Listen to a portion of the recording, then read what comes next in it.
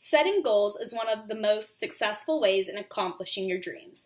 If it weren't for setting smaller goals that led into big goals, I would not be the person that I am today. One of the goals that I set for myself as an equestrian is to earn a medal, which is a very big accomplishment and very hard to achieve. So after years of training, of hard work, and I achieved that by setting smaller goals that led into big goals, I finally did achieve my dream of winning that very first medal. So in order to earn a medal, you have to compete at a horse show against other competitors where you memorize a pattern and you display that to the judge. You're going to be competing against usually 5 or more other medal contestants, many of them who have actually won before, so the pressure's really high.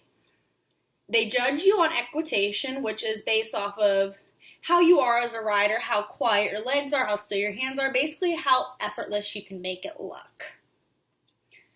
I went through many years of training to get to that point. I trained with many different trainers across many different states. I started training when I was about 10 years old, and I earned my first medal when I was 14.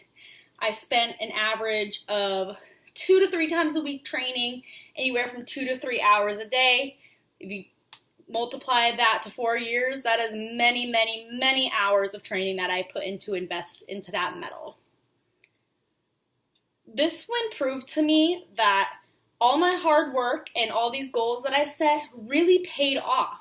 And I wouldn't be who I am today without earning that medal, which I remind myself was from making these small goals and creating bigger ones until I finally did achieve my dreams.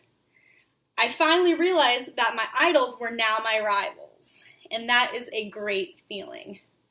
Because of my win, I was qualified for nationals that year, and I was able to go to Albuquerque, where I won a top 10 in the country in equitation.